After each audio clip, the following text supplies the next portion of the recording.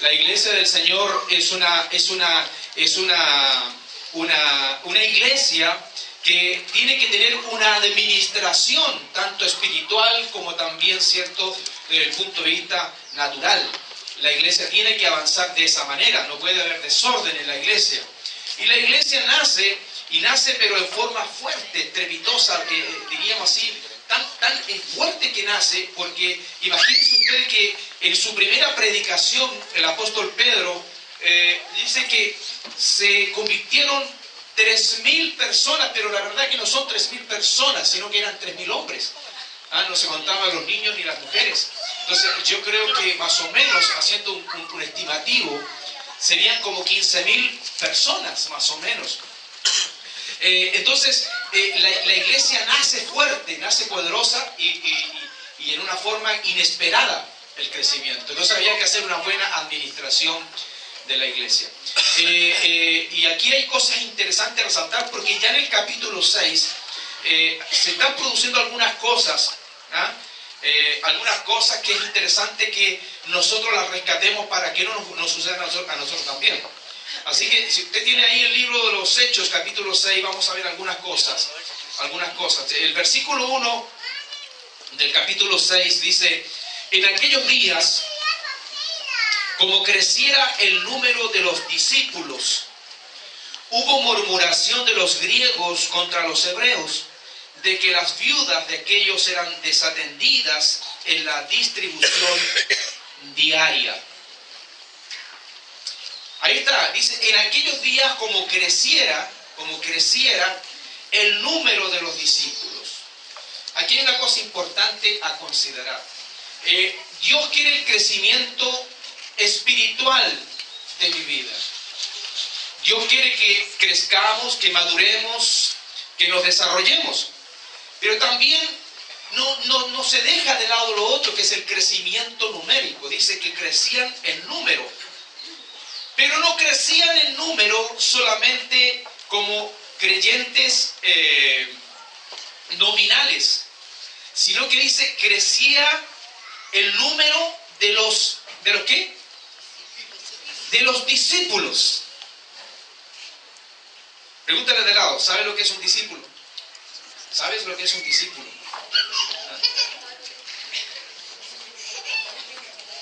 ¿Qué es lo que es un discípulo? A ver, ¿qué es un discípulo? Con una palabra, 2 palabras, a ver. Un seguidor. Una persona que es enseñable.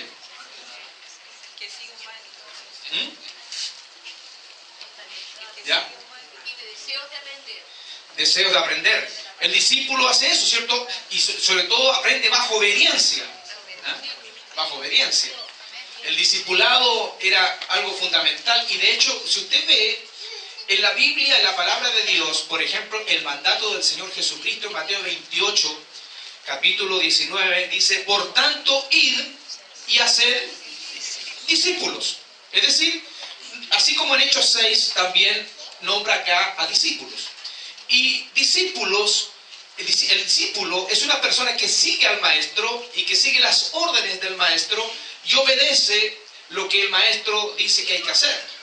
Ahora, nosotros estamos en una iglesia como esta, una congregación local, y nosotros estamos aquí por lo mismo, porque creemos que somos discípulos, seguidores del Señor, y obedecemos los mandamientos de Jesús. Entonces, aquí dice que crecía el número de los discípulos, no el número de los simpatizantes, crecía el número de los discípulos. Yo no tengo una cifra exacta, no sabemos exactamente, pero si decíamos que había como 15.000 más o menos convertidos en la primera predicación del apóstol Pedro, entonces había una cantidad importante de discípulos. Y aquí vamos a ver el perfil de un discípulo. Quiero solamente compartir un poquito el perfil de un discípulo. Aquí tenemos en Hechos 6 a alguien que se resalta, ¿cierto? Porque uno, cuando lee los primeros 7 versículos, lo que resalta es la elección de diáconos. El diaconado era el servicio. Entonces tenía que escoger a 7 diáconos para el servicio de mesas. para el servicio de mesas. Había una murmuración. Qué bueno que en esa iglesia había murmuración y no acá. ¿Ah? Nosotros ya superamos la murmuración. Dígale al lado, superamos la murmuración. ¿Ah? ¿O no? O si no, dígale, pongan, discúlpeme, estoy en tratamiento todavía.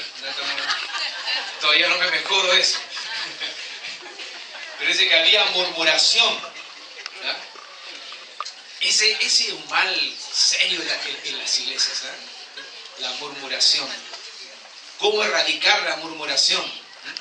Bueno, dice que había murmuración, ¿cierto? Porque las viudas, ¿cierto?, de aquellos griegos, ¿cierto?, los helenistas, eran desatendidas en la distribución diaria. Es decir, había un problema, un problema logístico, un problema de sostenimiento y de orden con respecto a eso, de ayudar a las personas con necesidad. Ahora, a propósito de eso, recuérdese que hoy día vamos a finalizar con una ofrenda especial, porque a nosotros nos toca la ofrenda del Ministerio de Misericordia, para ayudar también a los hermanos que tienen problemas, dificultades. Entonces aquí dice que había un problema y, claro, el problema mayor era que le estaba pasando a los discípulos algo parecido a lo que le pasaba a Moisés, y le estaba pasando a lo que le pasa de repente a muchos de nosotros, los consiervos, los pastores, de que de repente las hacemos todas. Y en este caso los discípulos, o sea, los apóstoles, estaban metidos en este tema de la logística. Entonces ellos se dieron cuenta que ellos no podían desatender a las viudas, pero tampoco podían ellos atenderla ellos mismos. Tenían que hacer un orden allí. Entonces, en esto dice, bueno, entonces los 12 convocaron a la multitud ¿de qué dice? ¿En el versículo 2? ¿El versículo 2? Nuevamente aparece la palabra discípulo. A la multitud de los discípulos. Así que dígale de lado, Dios nos está llamando a ser discípulos. Discípulos. Discípulos. Seguidores del Señor. Entonces aquí vemos eso. Dice que convocaron a la multitud de los discípulos y dijeron, no es justo que nosotros dejemos la palabra de Dios para servir a las mesas. Lo que están diciendo los apóstoles allí no es un menosprecio al trabajo de las mesas o al servicio. No. Lo que ellos están diciendo allí es que ellos tenían que dedicar más tiempo a la palabra y a la oración, que era lo fundamental para ellos, prepararse en esas áreas. Entonces, esto es muy importante, que el discípulo, ¿cierto?, entienda que cada uno de los que estamos acá, ya que la mañana sagrada de los dones, tiene un área en la cual puede funcionar como hijo de Dios. Entonces dice, bueno, tenemos que buscar a alguien para servir a las mesas. No entiendo, no tengo muy claro, pero sí creo que era un trabajo administrativo importante, porque el número era más o menos importante también de viudas y de gente desamparada, y había que ayudarles. Entonces, había que hacer un trabajo allí de recolección de alimentos, había que ver las necesidades, había que buscar los recursos, había que hacer un trabajo allí. Entonces dice, bueno, tenemos que buscar a personas que se hagan cargo de esto. Entonces buscad pues, hermanos, versículo 3, de entre vosotros a 7 varones de buen testimonio, llenos del Espíritu Santo y de sabiduría, a quienes encarguemos de este trabajo. Yo creo que más de alguno, me incluyo, si hubiéramos estado en esa época, nos trasladamos para esa época, hubiéramos dicho, se pusieron pesados los apóstoles, para servir mesa. Para servir mesa hay que tener buen testimonio. Para servir mesa hay que ser lleno del Espíritu Santo. Para servir mesa tiene que ser lleno de sabiduría. ¿No será mucho?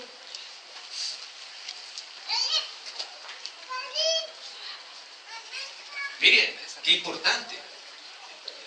Es decir, lo que veían los apóstoles, que todo trabajo era importante y era fundamental. No hay trabajo menor. ni trabajo mayor. Todos son importantes en la obra del Señor. Y para eso se pide este perfil. Es como cuando a usted le piden alguna característica para un trabajo. Entonces, si usted quiere calificar en la obra del Señor, aquí tiene un perfil de un discípulo. Primero dice, buen testimonio. Buen testimonio. ¿Qué es lo que es testimonio? ¿Qué es testimonio? ¿Ah? Ejemplo, ¿cierto? Bajo las acciones que hacemos, ¿cierto? Buen testimonio. Y no solamente buen testimonio, también dice llenos del Espíritu Santo. Y luego dice lleno de sabiduría. Mire, para servir mesas. Yo pensé que, ¿sabe lo que a lo mejor habríamos hecho nosotros? Mira, usted va a servir mesas, vamos a hacerle una clase de mozo. ¿Ah? Vamos a ver cómo sería la bandeja para la mesa, ¿cierto? Cómo se sirve, hay que ser amable, ¿cierto? Le hubiera presentado eso, pero ellos no vieron eso, sino que vieron lo más importante, la persona. ¿Quién era la persona que iba a hacer el trabajo? Y aquí estas tres características tienen que ser características fundamentales para nosotros como hijos de Dios. Fundamentales. Es decir, buen testimonio lleno del Espíritu Santo y lleno de sabiduría. Ahora, cuando vemos esto, ya tenemos una base de lo que ya en esa época se hablaba de lo que debía ser o lo que debería ser un discípulo. Estamos hablando del discípulo, el perfil del discípulo.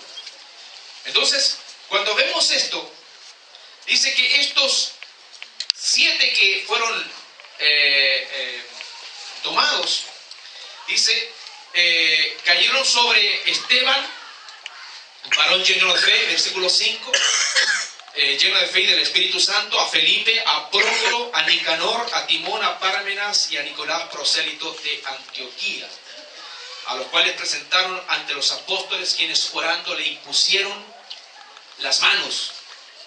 Y crecía la palabra del Señor y el número de los discípulos, nuevamente, versículo 7, se multiplicaba grandemente en Jerusalén. También muchos de los sacerdotes obedecían a la fe. Mire, hasta los pastores se convertían. ¿Cómo sería el poder de la iglesia? Era tremendo lo que estaba pasando allí. Pero lo que quiero resaltar con respecto a esto es que estos discípulos que aquí aparecen, estos discípulos fueron los que produjeron una revolución tremenda en esto del servicio a las mesas. ¿Qué importancia tiene servicio a las mesas? ¿Qué puede importar tanto que aparece en la Biblia, hermanos? Si a nosotros lo que nos interesa en la Biblia es que aparezcan las predicaciones de Jesús, las enseñanzas de los apóstoles. Pero, ¿qué tiene que ver que tengan que colocar aquí servicio a las mesas? Y ¿sabe lo que me llama la atención a mí? Y yo lo creo que debe ser de esa manera, es que está puesto aquí en este libro de los Hechos, esta situación. Porque estos hombres, estos 7 diáconos, hicieron tan bien las cosas que lo insignificante lo hicieron significante. O sea, no hay trabajo pequeño, ni trabajo mediocre, o sea, ni trabajo malo. O sea, cuando yo recibo algo de Dios y cuando Dios me comisiona para algo, lo que Dios me pide es la excelencia, hacer las cosas bien. Y lo hicieron tan bien, lo hicieron con tanta excelencia que aparece aquí en la palabra de Dios. Es decir, eran discípulos de excelencia.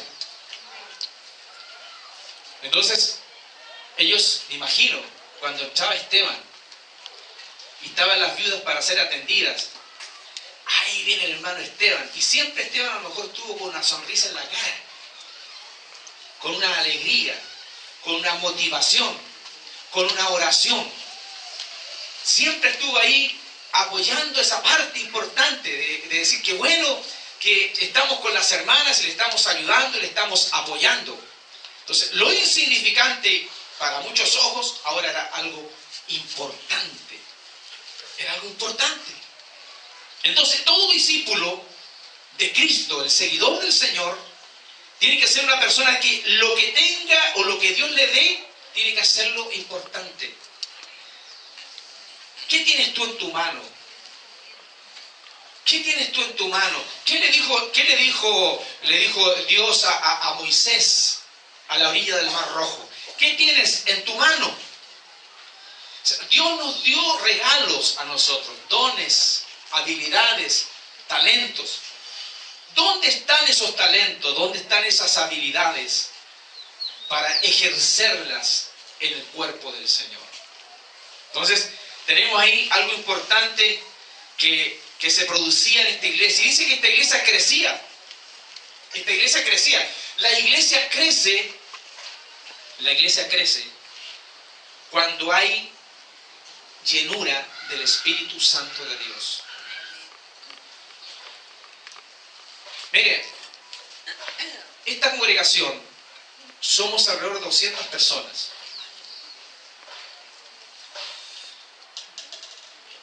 Si nosotros, ¿cuántos vemos hoy día, hermano, adultos solamente? 91 adultos hoy día. Pongámosle 90. Si nosotros nos propusiéramos ganar una persona, escuche bien, una persona al año, una al año, ¿eh? Si usted ganara una persona al año, ¿cuántos seríamos el próximo año?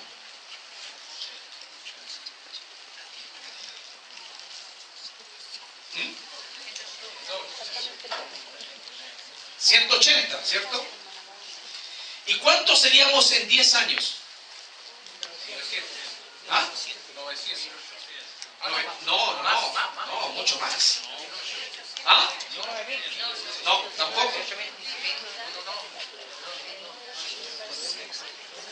Saquen la cuenta, ven los matemáticos.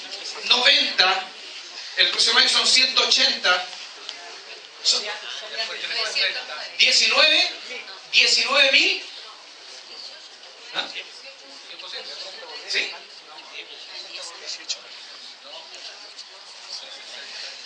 Claro. A ver, saquemos la cuenta porque quiero... A ver, pongámonos de acuerdo. A lo mejor por eso no crecemos, tenemos problemas con las matemáticas. ¿Ah? No. Mucho más. Prácticamente con 19.000 personas, más o menos. 19.000 personas en 10 años.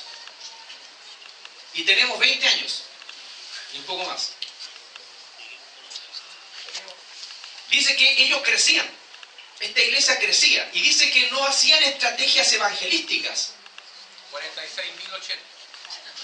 46.000. Nos quedamos cortos, entonces, imagínense. Entonces, imagínense usted que esta iglesia crecía y crecía la palabra del Señor y el número. Pero no crecía el número solamente de un nominal, crecía el número de los discípulos. Ahora, ¿dónde estaba la efectividad de esta iglesia? Que los que se unían a la iglesia se convertían en discípulos, no en creyentes nominales. Es decir, ellos decían así, yo llego a este lugar y sé que Dios tiene un lugar para mí en este cuerpo y algo tengo que hacer en este cuerpo. Y aquí tenemos a este Esteban y a 7 más, o sea, eran 7, pero aquí hay uno que nombra que es Esteban. Esteban, si usted lee el capítulo, el desafío que usted lea el capítulo 6, dice el versículo 8, y Esteban, lleno de gracia y de poder, hacía grandes prodigios y señales entre el pueblo. Miren el perfil de este discípulo. Él servía mesas en el templo o el lugar donde tenían asignado para las viudas. Pero después decía, bueno, terminé mi pega espiritual, ahora me voy a hacer mis cosas personales. No, dice que este discípulo, lleno de gracia y de poder, hacía grandes prodigios y señales entre el pueblo, salía de la congregación, salía de la iglesia, salía del lugar donde se reunían, y él seguía trabajando para el Señor. Y dice que hacía grandes señales y prodigios.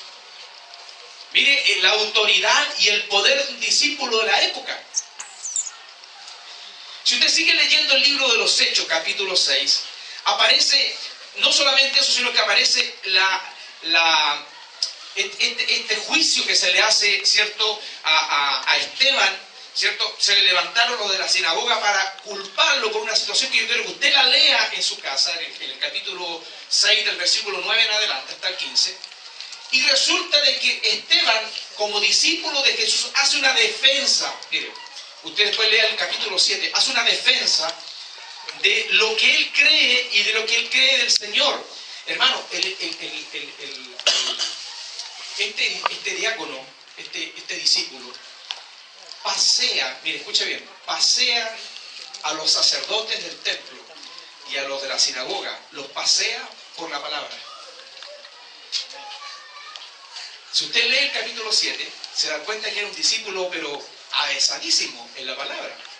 Es decir, le dio, como se dice, una cátedra con respecto a lo que él pensaba y lo que él creía. Es decir, hermano, eran discípulos instruidos. No, era gente llena del Espíritu Santo, llena de gracia, llena de sabiduría, y era gente, discípulos que eran instruidos en la palabra. Y no solamente eran instruidos, tenían autoridad para decir lo que decían. Mire el nivel de los discípulos que existían allí en esa época. Es importante. A tal punto, de que si nosotros vamos al capítulo 7, versículo 51, vemos la autoridad del discípulo.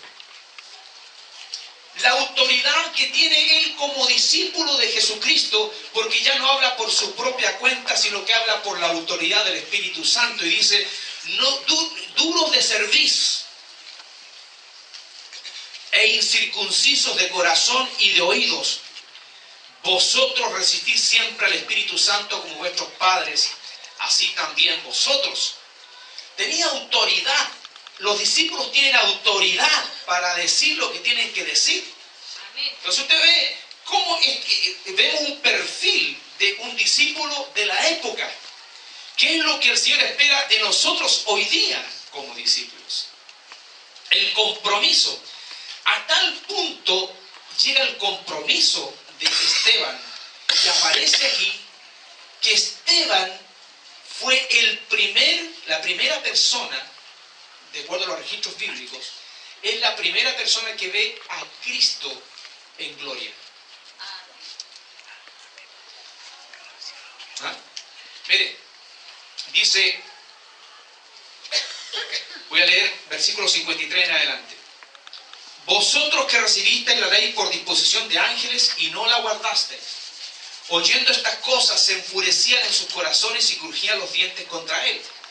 Pero Esteban, lleno del Espíritu Santo, puesto los ojos en el cielo, ¿qué dice? Vio la gloria de Dios y a Jesús que estaba a la diestra de Dios. Hermano, era un discípulo de alto nivel. ¿Ah? De alto nivel. Pero no era el único, hermano. Vuelvo a insistir, no era el único. Los discípulos de esa época tenían esos niveles de compromiso, esos niveles de espiritualidad. Y dice, y dijo, he aquí veo los cielos abiertos y al Hijo del Hombre que está a la diestra de Dios. Mire la bendición de este discípulo. ¿A qué niveles llegaba Esteban? Y Esteban, mire lo que voy a decir, a lo mejor es difícil decirlo así, pero Esteban tiene el privilegio de ser el primer mártir de la iglesia.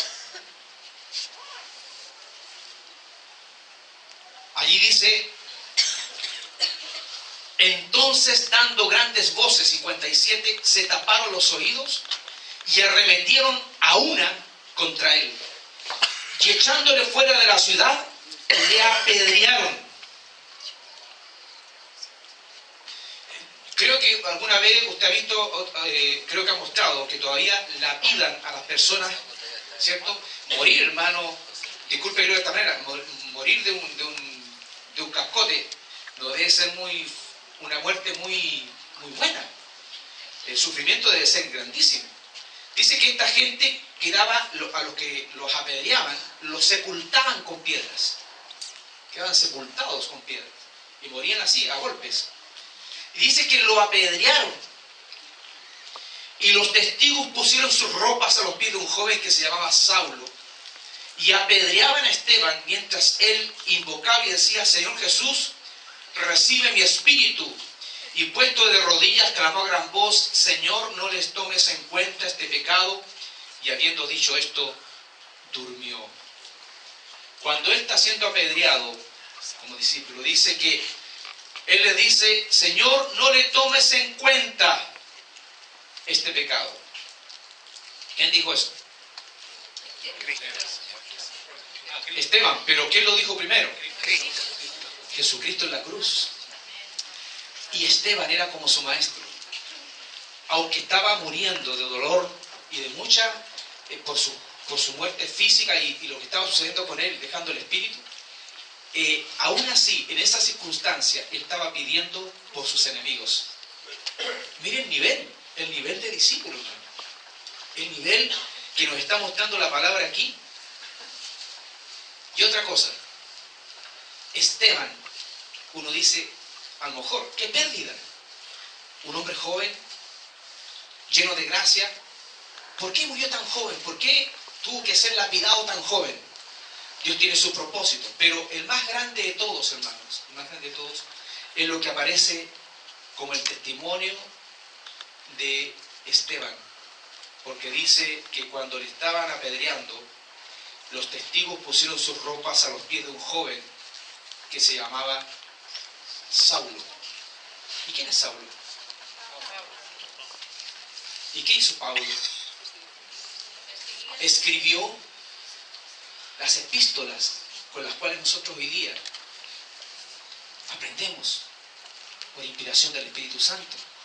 Se dice, hermanos, que Saulo quedó tan impactado por la muerte de Esteban. Quizás no porque él ya quizás estaría viendo o habría visto muchas muertes así, sino que como murió Esteban, en el sentido de que muriendo le estaba dando la honra y le estaba dando la gloria a Dios. Entonces, cuando vemos un discípulo como Esteban, yo quiero que se mire usted, y yo tengo que mirarme a mí mismo. ¿A qué altura le calzo a gente como Esteban? ¿Qué nivel he alcanzado yo como discípulo? ¿Qué nivel tengo y que realmente, o qué me falta para llegar a esos niveles de compromiso? A esos niveles que este hombre lo dio todo. Dio su vida por la causa del Señor. Primer mártir. Primer mártir. Hoy día quizás Dios no nos está diciendo que tengamos que morir físicamente, pero Dios tiene muchas, a ver, no quería decirlo de una manera, pero Dios tiene muchas ganas de apedrear algunas cosas nuestras.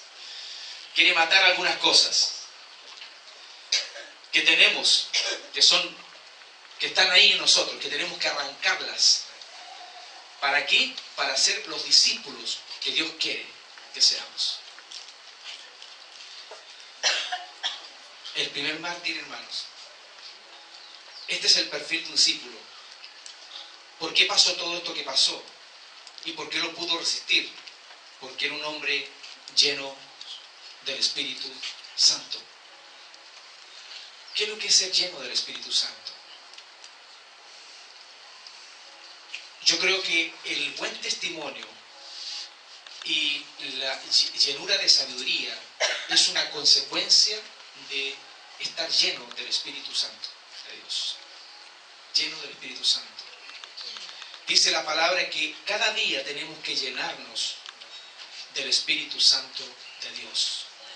¿Y cómo tiene que ser esa llenura? Dice que la copa tiene que rebosar, tiene que desparramarse esta llenura del Espíritu Santo de Dios. Hermano, no, el comportamiento nuestro no nos va a hacer cambiar a nosotros, o que nos portemos bien o mal, no nos va a hacer cambiar en nada. Lo que nosotros tenemos que hacer es llenarnos del Espíritu Santo de Dios para que Dios haga la transformación en nosotros.